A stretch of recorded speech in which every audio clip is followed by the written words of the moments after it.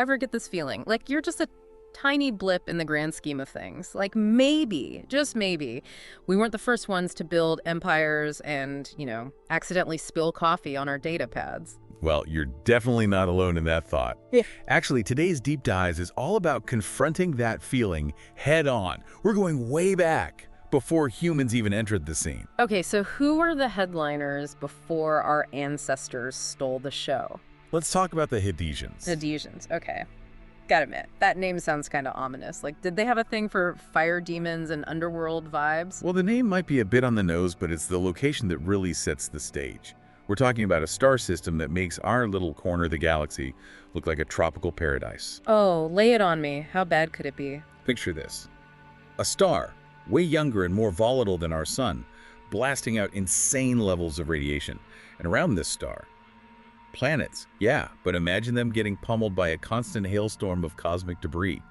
That's the Hades system, a place where even the toughest life forms would think twice about setting up shop. Okay, that sounds pretty rough. So how in the cosmos did anything survive there, let alone build a civilization? And that's the million-credit question, isn't it?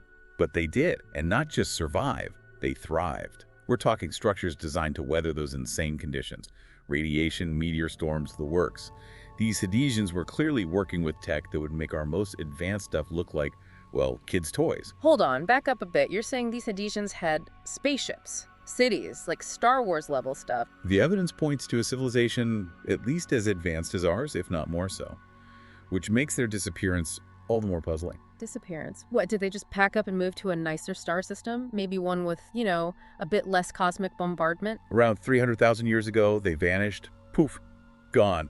300,000 years ago. Okay, that's way before our time. But still, you'd think there'd be some trace of them, right? Some grand monument, a cosmic goodbye note. And that's what makes the Hadesians such an enigma. We know they existed. The evidence is there.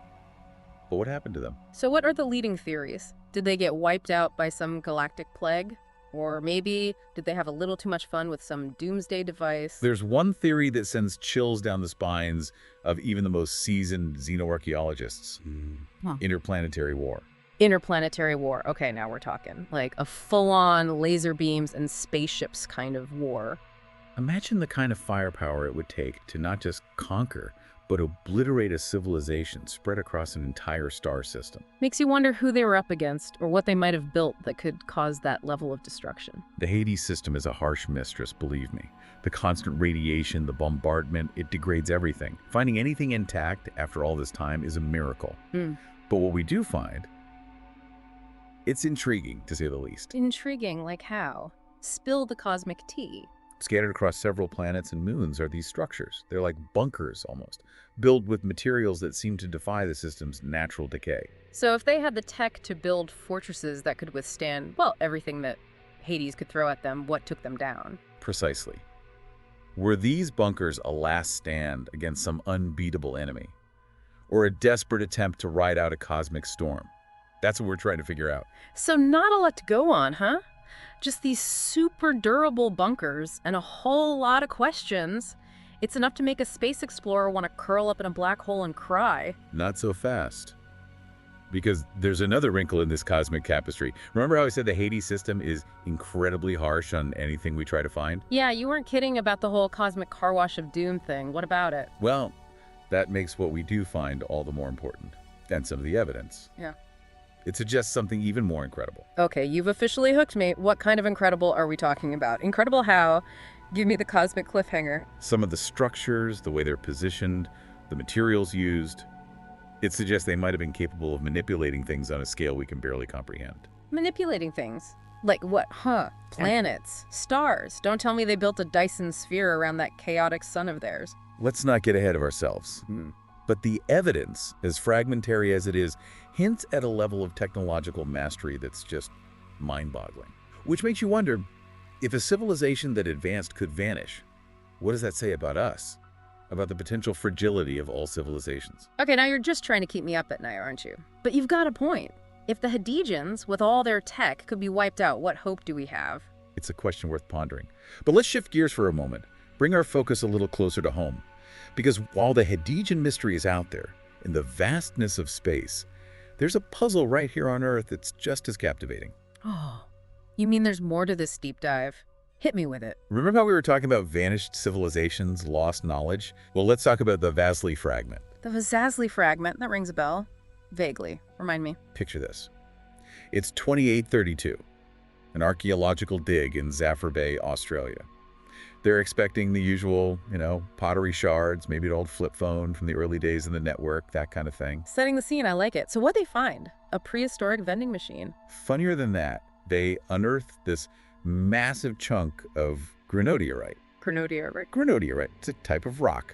But this one was special. Special how? Was it shaped like a giant cat? Did it have Elvis's face on it? It was covered in writing. And not just any writing, but an unknown script. Intricate. Clearly some form of language, but one that no one's been able to decipher. Okay, now that's cool. In ancient language we can't read, talk about a message in a bottle from the past, but there are lots of those, right? Ancient scripts we haven't cracked yet. What makes this Vasily thing so special? This script, it's different. It's like staring at a puzzle box with no key. We've thrown everything at it. Linguistic analysis, pattern recognition, even tried those AI programs that write poetry nothing. So, who created it? Do we have any leads? That's where things get really interesting. While we haven't definitively linked it to any known civilization, the script on the Vasily fragment, it shares some similarities with markings found at the quasi-ruins. Quasi-ruins, those are... Imagine structures scattered across the globe, hidden underwater, buried deep within mountains. Structures that predate any known human civilization. Wait a minute, are we talking about like Atlantis, the Lost City, advanced technology, the whole shebang? Let's not jump to conclusions, but there are some who believe that these quasi-ruins, they might be the remnants of a civilization that walked the earth long before us. A civilization that might hold the key to understanding the Vasily fragment. Okay, I'm officially intrigued. So we've got this mysterious script, potentially tied to a pre-human civilization. What else do we know about this Vasily fragment? What's it look like? Imagine a chunk of granodiorite, about the size of a large dog, maybe even bigger. But the weird part is this. It has this silver splash across one side. Silver splash? Like paint, graffiti. Did these ancient civilizations have a thing for tagging? This isn't paint. Analysis shows this silver. It's not just on the surface. It goes deep into the rock, almost like it was fused at some insane temperature. Yeah. And the edges of the fragment, they're smooth, polished. Polished. You're saying it was part of something bigger. Exactly. It's like finding a corner piece of a jigsaw puzzle without having any idea of the full picture. And that's silver. That's got scientists scratching their heads. It's like nothing we've ever encountered. Okay, so we've got a potential link to a lost civilization, a language we can't read, and a chunk of rock infused with some alien silver. What's the working theory here? Did these pre-humans accidentally drop their space smoothie maker? It's a mystery, no doubt about it. But here's the thing. What if the Vasily fragment isn't just a random artifact? What if it's a message? A warning? Or maybe even an invitation? An invitation? From whom? Don't tell me these pre-humans are inviting us to some kind of cosmic party we're 10,000 years late for. The possibilities are intriguing, to say the least. An invitation to what? A cosmic tea party with these quasi-folks? Spill the cosmic tea, I gotta know. It's all speculation at this point, right?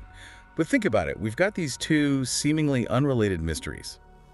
The Hadesians, gone for millennia, and the Vasily fragment, whispering to us from our own planet's distant past, both hinting at civilizations far more advanced than we ever imagined. Okay, I see where you're going with this. Two vanished civilizations, both with tech that makes our stuff look like, well, stone tools. It's almost too big a coincidence, isn't it? And here's the kicker. Remember how we talked about the difficulty of even finding anything intact in the Hades system? That constant bombardment? Yeah, like trying to find a snowflake in a supernova. What about it? Well, the Vasily fragment, that silver splash. Huh? Some researchers believe it bears the signature of the very forces that are so prevalent in the Hades system. Wait, seriously?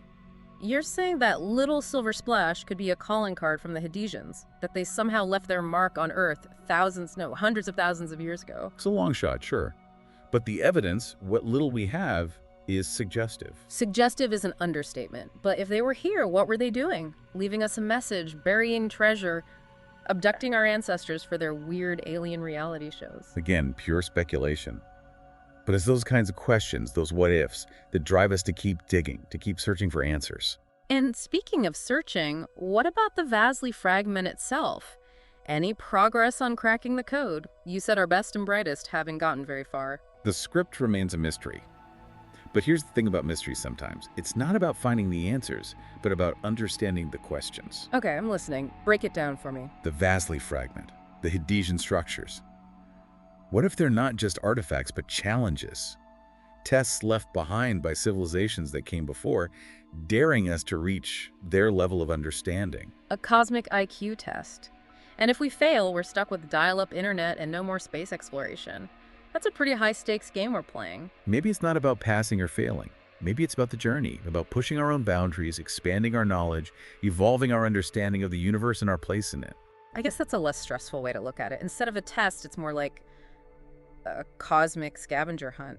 They left clues, and we get to follow them, see where they lead. Exactly. And who knows what we might find along the way. New technologies, new understandings of physics, maybe even new friends? New friends. Okay, now you're just messing with me.